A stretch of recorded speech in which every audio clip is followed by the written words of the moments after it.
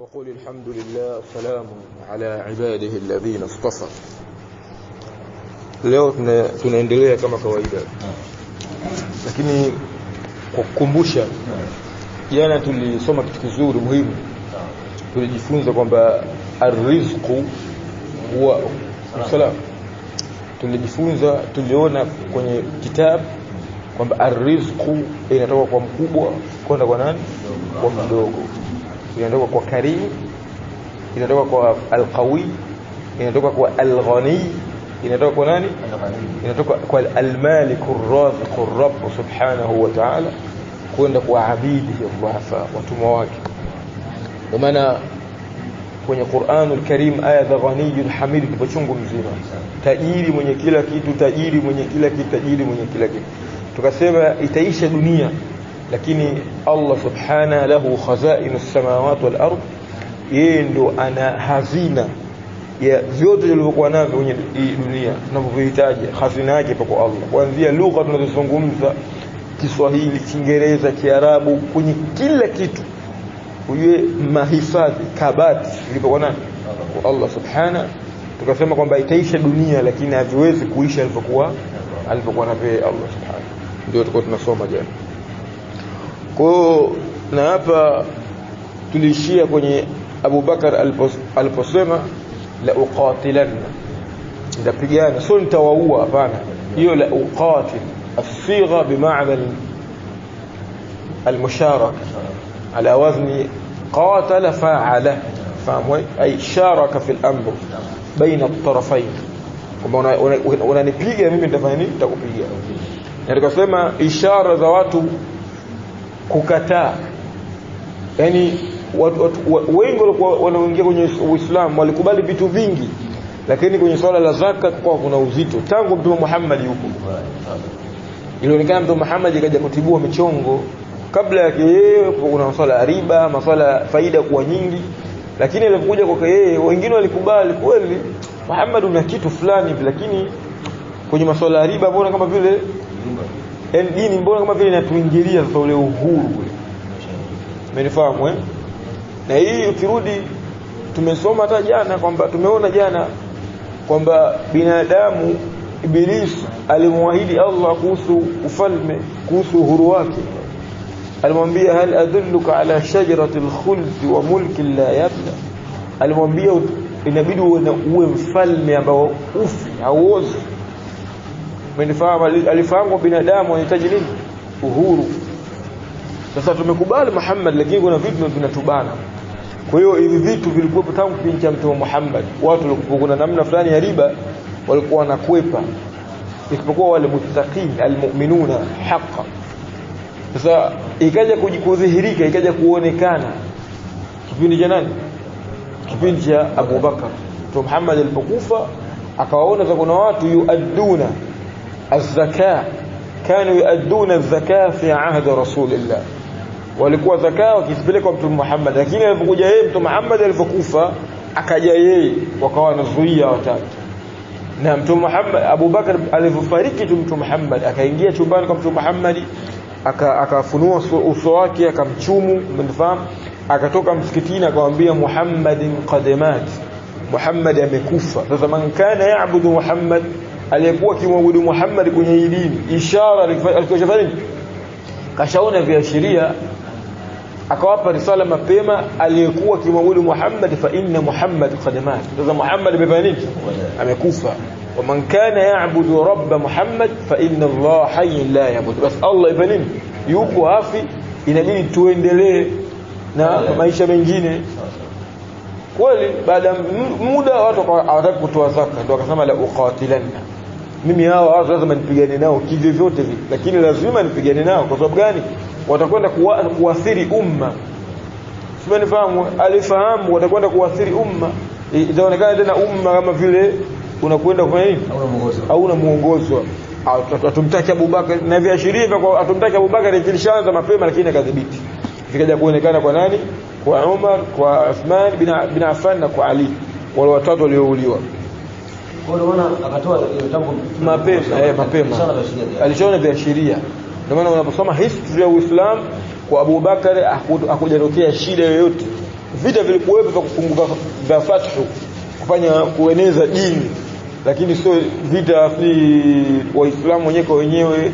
Hapana, waislamu kwa wenyewe vita vilianza kuja kwa Ali bin Abi Talib. Unafahamu, wengine wanasema Ali leo tunataka alimuua Uthman, wengine wanasema la tumwache kwanza Ali ndio kwanza atakaye kuchaguliwa, tumwache kwanza, wakataka kupigana vita vya wenyewe kwa wenyewe. Baadaye lakini ukawa hajapigana, si umeelewa? Na baada ya hapo pakatokea vita vingi, fitna zikatokea nyingi. Umefahamu, waislamu ili uchaguliwe ukhalifa ikawa kitu cha moto. Umefahamu, yani imekuwa ngumu mpaka daula ikafanya nini, ikaanguka. Na tukasema daula ilikuwa hikma ya Allah. Uislamu utakiuka muda mrefu. Kwa nini? Kwa sababu lengo la Uislamu sio kuwa empire, sio kwenda kueneza nguvu kwa watu wengine, kuteka maeneo ya watu wengine. Lengo lilikuwa kulifanya kalimatullahi hiya al-ulya, watu wafanye nini, wamjue Allah subhanahu. Kwa hiyo baadhi ya maeneo muhimu ilipoingia tu Uislamu, maana kika automatically wengine watafanya nini, watakuja. Hasa maeneo ya biashara kwa kipindi hiko, dini ilipofika Uturuki, dini ilipofika maeneo ya Sham ambayo kuna watu kutoka sehemu nyingine kwa kipindi hiko, Europe, kutoka Afrika, kutoka wapi, watakuwa ni automatically lazima waende kwenye biashara zao. Lazima taarifa watafanya nini, watazipata, watarudi. Kwa hiyo ilipofika kwa baadhi ya maeneo muhimu ambayo kwa kipindi hiko ndio kitovu cha siasa na kitovu cha biashara, ilipoingia tu Baitul Maqdis, Umar alipofika dini Baitul Maqdis, mnafahamu, ikawa itakuwa automatically. Baada pale daula kufanya nini, ikadondoka. Kwa neno kubwa kalimatullah basi, sio kuchukua miji ya watu kwenda ku empire, kwenda ku dominate maeneo ya watu. Ni kwamba hapa lazima tokee sisi hapa. Hiyo ni wa Amerika, wa Roma, wa Sovieti, wale watu ambao wanapinga utaratibu wa Allah na wanataka kueneza utaratibu wa kishenzi wa kishetani, wa shaytan ar-rajim. لو تقول لك حديث يا المسيب بن حزن قال السماء المسيب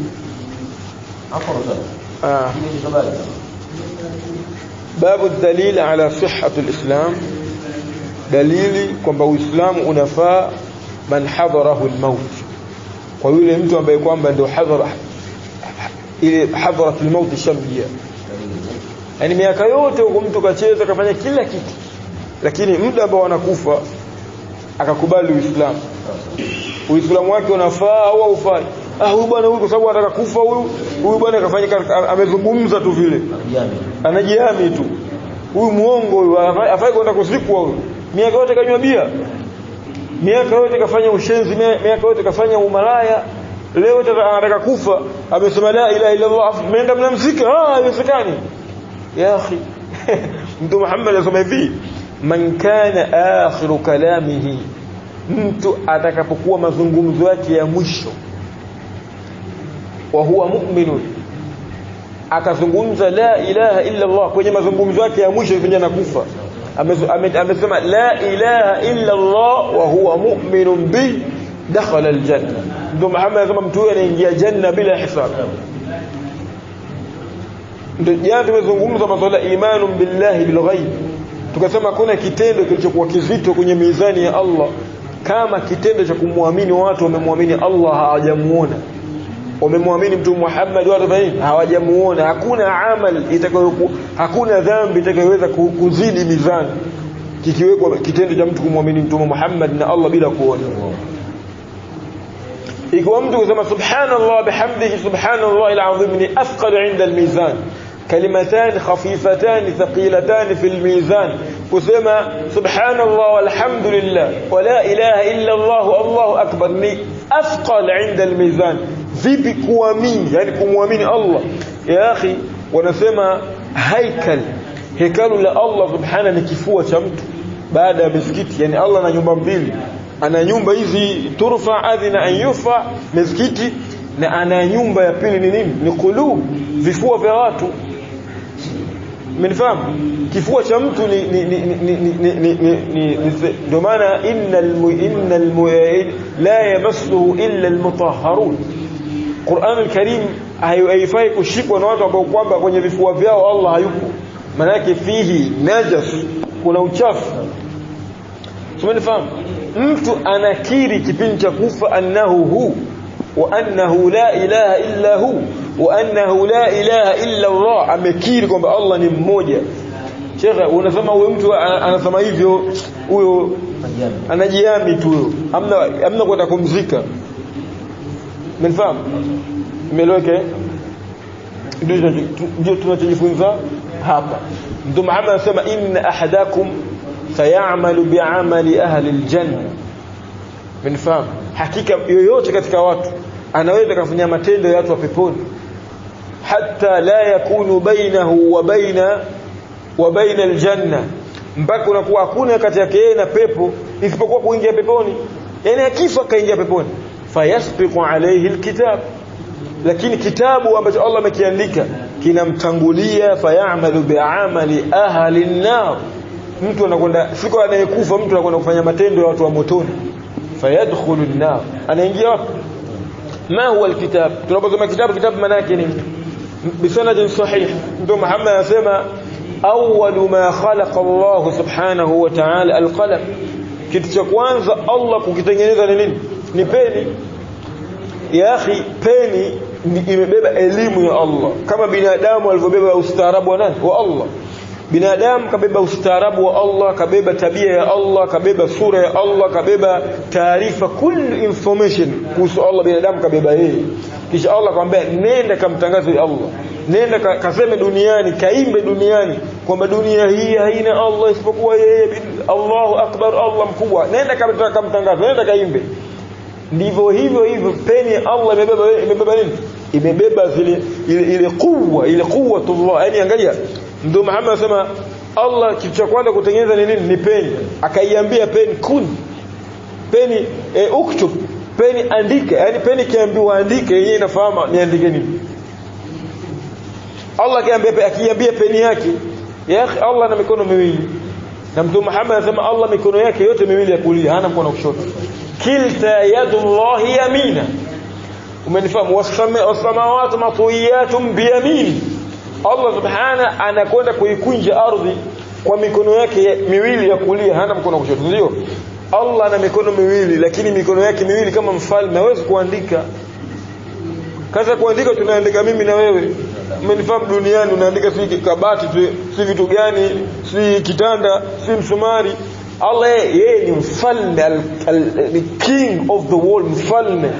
Nikitenda kuambia andika, peni yenyewe inaandika, yenyewe automatically inaandika vitu ambavyo Allah anavitaka. Mfalme ametulia ala al-kursi, ala al-arsh, juu ya arsh ametulia. Ar-Rahman ala al-arsh istawa. Wa idha arada shay'an an yaqula lahu kun fayakun, anapokitaka kitu kiwe huwa anakiambia haya kuwa, kitu chenyewe kinakuwa. Wala ana binadamu pekee alipotaka kutengeneza ulimwengu, Allah kitu alichokitengeneza kwa mikono yake, unajua ni kitu gani? Binadamu pekee yake ndio Allah kamtengeneza kwa mkono. Vilivyobakia vyote kaviambia tu kuweni vikao. Malaika kuweni malaika, wanakuwa malaika. Shetani kuwa shetani, anakuwa shetani. Mbingu kuwa mbingu. Waqala lil-ardi وقال للأرض وللسماء ائتيا طوعا أو كرها, mbingu na ardhi njoeni. Qalata ataina ta'i'in, vikasema tunakuja hali ya kuwa watiifu. Sema vilivyobakia vyote vimekuja kwa nini? Vimekuja kwa kuambiwa kuwa vikawa illa Adam, isipokuwa Adam alayhi salam. Mnifahamu? Simeleweka? Ya akhi, tarajia kuzungumza nini maana Adam? ما الفرق بين آدم والدم؟ من فهمه. نقول كنا سورة من سورة العلق. اقرأ باسم ربك الذي خلق. ثم ويلم ثم إلهم فهم الله. تسمى اسم ما يعرف به ذات الشيء. شجرة ما تكتمفهمش فلان kuhusu fulani, kwamba yule pale ni Muhammad, yule pale ni Shaban, yule pale ni Aisha, yule pale ni Fatima. Kwa kile kitakachokutambulisha kuhusu mtu mwingine ndio ismu. Kwa soma vitavyokutambulisha kuhusu nani? Allah alladhi khalaq. Allah ametengeneza, khalaqa al-insana min alaqa, amemtengeneza binadamu kwa nini? Kwa alaqa.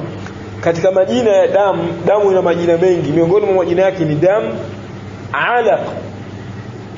Unajua maana alaqa? Ma alaqatu ma alaqatu baina fulan wa fulan, wana mahusiano gani kati ya fulani na fulani? Ay ma alaqatu baina al-insan wa ar-rabb, kuna mahusiano gani kati ya binadamu na nani? Na Allah. Ma alaqatu, kwa hiyo dam summiya alaqa, dam imeitwa alaqa lialaqati baina Allah wal insan wal alam al bashariyya. Kuna mahusiano gani kati ya nani? Ya Allah na nani? Na binadamu. Na tukasema binadamu kuitwa insan kwa sababu kasratun nisyan, kwa sababu anasahau sana. Al-insan min anasa ya'nis muanasa, binadamu anahitaji mtu wa kumliwaza kwamba akirudi nyumbani, umenifahamu, watoto wake pale, mke wake akiamka akienda nyumbani kwenye riziki, Allah wenyewe asema Mungu, Mungu hebu nijalie basi mnifahamu, anahitaji mtu wa kumliwaza. Fasumia insan min ins, kisha Allah kwamba ya ayuha al-insan, binadamu, mwanadamu, ewe mwenye damu kwenye mwili, umenifahamu, ma gharraka bi rabbika al-karim, kitu gani kinachokudanganya kuhusu nani? Kuhusu Allah subhanahu. Kwa hiyo insan min dam, na dam min alaqa, wal alaqa min alaqati baina Allah wal bashar, kati ya Adam binadamu na Allah. Dam imeitwa damu kwa sababu ya mahusiano yetu kati ya mnifahamu. Ndio maana wanasema damu sio maji, damu ina nguvu, mnifahamu. Damu imebeba taarifa zako. Nikichukua damu yako nikaipeleka maabara, na uweze kupata information zako zote kwa damu zote, kama wewe unaumwa kansa, wewe una ugonjwa zile genetics, wewe una matatizo ya kurithi ya kwenu, wewe una uwezo kukasirika kwa haraka, wewe unanifahamu? Imeeleweka? Adam ya Adam adami, umeelewa? Umefahamu? Umeeleweka? Alaqatuna ma'a Allah subhanahu. Ndio maana suratul alaq, ndio Muhammad kama yujma'u ahadukum fi batni ummihi 40 yawman, kila mtu anakusanywa kwenye tumbo la mamake kwa 40 yauma, anakuwa nutfatan, kwanza manii ya wazazi wake, maji yaliyomtoka mama na baba yanakutana, umenifahamu? Yakishakutana yanakwenda kufanya nini? Yanakwenda kutengeneza nini? Alaqa, mahusiano ya kibinadamu, amjue huyu baba huyu mama, umenifahamu? Kisha yanakwenda kutengeneza nini? Mudgha, pande la nyama, kisha nini? Nutfatan alaqatan mudghatan, 40 mara tatu inakuwa nini? 120 sana, miezi mingapi? Miezi 4. Kisha kitu cha kwanza akishakomaa yule mtoto, anakwenda malaika kwa haraka, fayamuru bi 4 kalimatin, anakwenda kumwambia chague vitu vinne. Miongoni mwa hivyo vitu vinne nani? Ar-Rabb, aende kumchagua Allah, amfahamu baba yake, amfahamu mama yake, na amfahamu nani? Allah. Wa qadayna ala, Allah anasema vipi? وقضى ربك ألا تعبدوا إلا إياه وبالوالدين إحسانا. Allah amehukumu usimwabudu mtu yote isipokuwa nani? Allah, na uwafanyie wazazi wako tabia nzuri. Faha hiya al-alaqa, faha hiya al-ulq, mnafahamu? Hayo ndio mahusiano ya Allah kampa binadamu, akaitwa damu ya kuanzia kwenye tumbo. Na tuchazungumza miaka binadamu haianzi pale anapozaliwa. Miaka binadamu inaanza akiwa tumboni kwa mama yake, anakula chakula. Una miaka mingapi? Na miaka 40 na miezi 9, na itabia na ile miezi ulikopoa tumboni. Riziki zimeanza tumboni ya sio baada ya kuzaliwa. Bwana, mimi nina miaka kadhaa na miezi kadhaa na miaka 20 na miezi 9 nilikuwa tumboni kwa mama yangu, kwa sababu hai ilianza kwa wapi? Ukiwa tumboni. Uwezo ukaelewa illa bil kitab, usome Qur'an al-Karim. Imeeleweka? Kwa hiyo peni ikaandika vitu vyote ambavyo Allah faini, pamoja na matatizo ya binadamu na mazuri ya binadamu. Kila binadamu anapozaliwa anakwenda kuhakikisha mipango ya Allah imeshaandikwa kwamba fulani atazaliwa atajidhulumu mwenyewe. Akhi, tunavyofanya binadamu sio kama Allah ametulazimisha tufanye. Tumefahamu? Tunakwenda kwa sababu wenyewe peni ilishaandika fulani atazaliwa atamkataa Allah, fulani atazaliwa atadhulumiwa, fulani atazaliwa atadhulumu. Kwa hiyo tunapokwenda kuzaliwa tunakwenda kuthibitisha yale ambayo Allah alishayajua tayari, na alishaiambia peni iandike, na peni kaandika.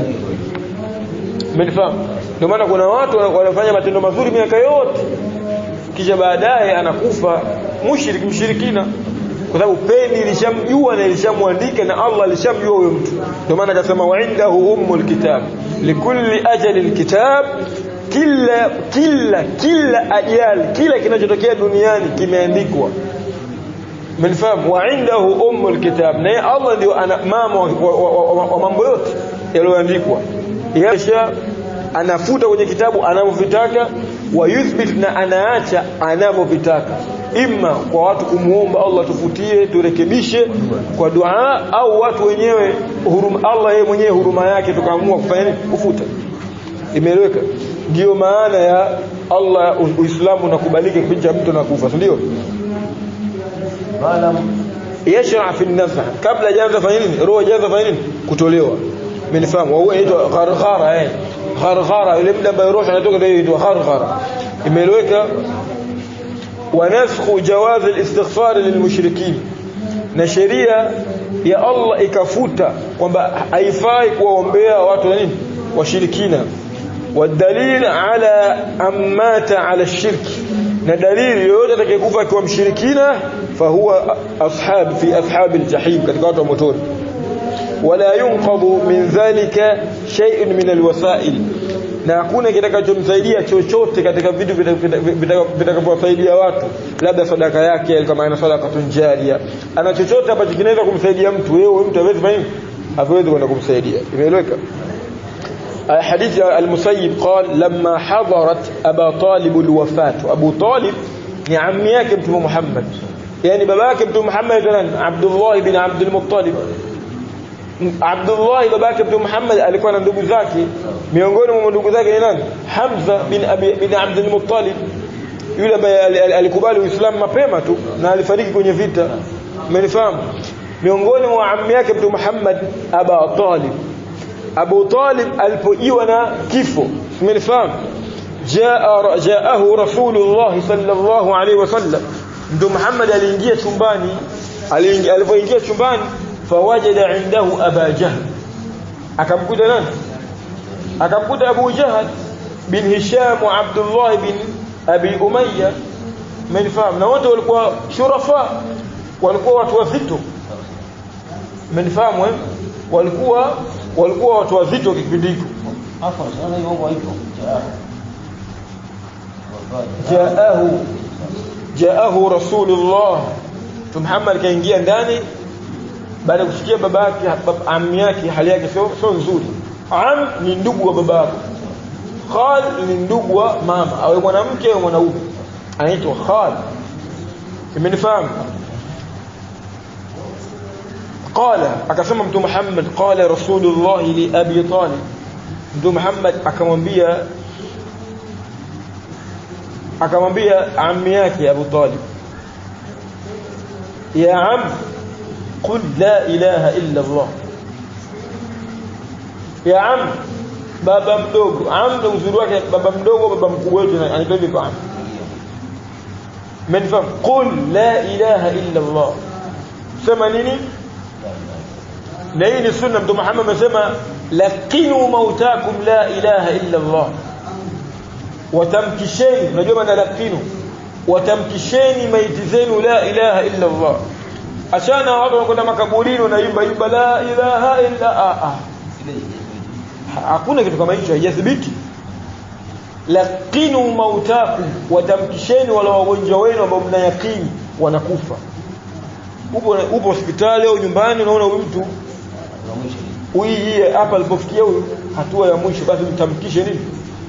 Wewe mtamkishe. Umefahamu? Kumtamkisha pale unafanya nini? Unamsaidia ya akhi, unampushi. Sema la ilaha illa Allah, sema la ilaha illa Allah. Yule mgonjwa mpaka Allah atamfanyia wepesi, atatamka la ilaha illa Allah, ili afe maneno yake ya mwisho nini? Ya la ilaha illa Allah, saidi kupatwa na adhabu. Ya adhabu za Allah ni kali. Hakuna anayeweza kuzungumza, hakuna alim ya, hakuna yoyote anayeweza kuzungumzia adhabu za Allah isipokuwa atazungumza kama Allah, atanunguka kama Allah yafanya alizungumza yeye. Amesema la yu'adhibu adhabahu ahad, hadhihi arrahma. Mtume Muhammad watamkisheni jamaa wagonjwa wenu watamkisheni la ilaha illa Allah watamkisheni hakuna anayefaa kuabudiwa kwenye dunia isipokuwa Allah waambieni wazungumze maneno hayo. Muadh bin Jabal alipokwenda Yemen Mtume Muhammad alimwambia kitu cha kwanza waambie watu nini watamki la ilaha illa Allah cha kwanza. Mnafahamu hii watu wanaenda kutafuta PhD ya sheria ni uongo ambao watu wamewekewa PhD ya sheria. Nani amekwambia PhD ya sheria? Mimi nimesoma kulliyatu sharia. Nimesoma kulliyatu man qala lak mnafahamu watu watamki la ilaha illa Allah wala babi kulliyatu sharia wala babi una PhD ya sheria. Umefahamu jahala ujinga ni bid'a nimesoma mimi Saudi Arabia Jamiatul Madinatul Munawwara al-Sudan nimesoma mimi Sudan nimesoma mimi Azhar Sharif nimesoma Misri Egypt ya akhi usiwatishe waislamu na kulliyat na jamiat meloka ile ni kadhba ni ainu bid'a ndio maana wakirudi wanashinda kukaa mahala sehemu moja hawezi kukaa sehemu moja meloka. Kwa hiyo Allah Mtume Muhammad akasema ya am qul la ilaha illa Allah sema la ilaha illa Allah kalima neno hilo kwa neno hilo ashhadu laka biha inda Allah na kwenda kukutolea ushahidi nitakuingiza kwenye shafaa nitakuingiza kwenye maombi yangu ya kwenda kufanya nini na kuingiza kwenye mambo gani ya kwenda kuwaombea watu yauma al-qiyama wasiguswe na moto. Imeleweka. Faqala Abu Jahl wa Abdullah bin Abi Umayya wakasema ya Aba Talib Aba Talib atarghab an millati Abd al-Muttalib yani leo unaacha al-asnam Allata wal-Uzza unaacha mila ya babu yake Mtume Muhammad mata ala shirki wanaotetea kwamba baba yake Mtume Muhammad akufa mshirikina wanaotetea babu yake Mtume Muhammad akufa mshirikina watu wa Maulidi peke yake kwa sababu wamefanya ghulubu wamevuka mipaka. Watu wa Maulidi pekee ndio wanasema baba yake Mtume Muhammad ataingia peponi. Waulize kitu gani kitakachomuingiza peponi? Wanasema kwa sababu amekufa Mtume Muhammad hajapewa utume. Ya akhi kuna Kaaba, kwa Kaaba imejenga. Unajua toka tangu Mtume Muhammad anazaliwa mpaka Kaaba ni miaka mingapi? Miaka mingi imepita. Mtume Muhammad Allah alimwambia Ibrahim minfam antahira baiti lit-taifin safisheni nyumba iwe kwa watu ambao kwamba wanakuja kufanya tawafu hapo Makka wa alla yushraku bi na kwenye Kaaba watu wasifanye ushirikina.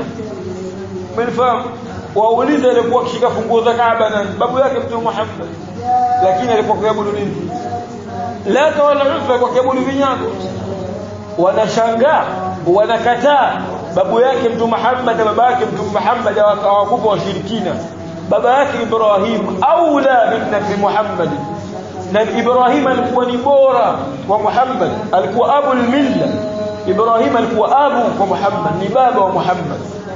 Mtume Muhammad damu yake Ismail imedondokea kwa nani? Kwa Ibrahim. Pamoja Mtume Muhammad ni bora kwa viumbe wote ndio mtume wa mwisho lakini Muhammad alikuwa tahta Ibrahim alikuwa chini ya Ibrahim. Ibrahim alikuwa abu wa Muhammad ibn. Ibrahim alikuwa abu al-milla fattabi'u millata abikum Ibrahim fatadu milla Ibrahim babaka alikuwa nani? Azar ay yuzilu al-kuffar babaka alikuwa anaanza vinyago baba Ibrahim usipoacha kunisumbua kuniambia sisi niache vinyago fanya nini takuua. Waulize babake Ibrahim yuko wapi? Fi jahannam ya منفهم في جهنم. Imeleweka. Kumweka msababu baba Abdul Muttalib mzaa baba anaitwa Muhammad bin Abdullah bin Abdul Muttalib kafa mshirikina. Watu wanaona haya kusema babake Mtume Muhammad alikufa mshirikina wanajisikia vibaya. Mbona Allah kwenye Qur'an amesema babake Ibrahim mshirikina hajaficha? Allah anasema la yastahi min alhaq shay, amuonee mtu haya. Sio fahamu haya. Angalia ammi yake Mtume Muhammad aliyemlea baada ya babu yake kufariki, baada ya mama yake baba yake kufariki, umenifahamu, aliyemlea anaambia ya am qul la ilaha illa Allah. Manake baba yake na babu yake wamekufa washiriki, wanaabudu vinyago, na Allah amesema la yaghfiru man yushraka bihi wa yaghfiru ma duna dhalika. Hana muda wa kwenda kuwasamehe watu waliokufa na wanaabudu vinyago na miti na jua. Simeeleweka? Imeeleweka? Kibiri Mtume Muhammad anamkumbusha, anamtamkisha, anataka kumtamkisha ammi yake aseme la ilaha illa Allah. Kuna watu pembeni nao wanamtamkisha, wanamkumbusha, kwa nini unaacha miungu? Afya cheki, angalia hawa juhala, hawa wajinga, hawa kusema aqida. Angalia, atarghab an aqida Abdul Muttalib au atarghab an millat Abdul Muttalib? Wamesema nini? Milla ya akhi, na walikuwa Arabu, sio aqida taka. Mnafahamu aqida ya akhi? Leo kuna kulia inaitwa, kuna jamaa wangu mmoja anasomea kulia al-aqida, ad-da'wa wal-aqida, special amespecialize kwenye ad-da'wa wal-aqida. Nikamwambia aqida umetoa wapi? Amesema aqida lugha, aqida inafaa lugha. Nikamwambia umetoa wapi? Allah amesema milla. Mpaka kufaru wanaambia Abdul Muttalib atarghab an milla Abdul Muttalib. jamaa ajibu vipi? Ubishana sikitaka ubishana naye. Amesema yeye asomea kulliyat ad-da'wa wal aqida Misri. mpaka Saudi Arabia hiyo kullia ipo, kulliyatul aqida, kulliyatu ad-da'wa wal aqida. Wagoda kusema aqidatul muslim, sio Uislamu tuna aqida ya hadithi, sisi tuna milla, fattabi'u millat abikum Ibrahim. Hakuna aqida ya mpaka uchawi ni aqida, al-uqda wa min sharri nafathati fil 'uqad. Al-aqida kufunga ar-ribat, na kama nafunga uchawi hii ndio aqida.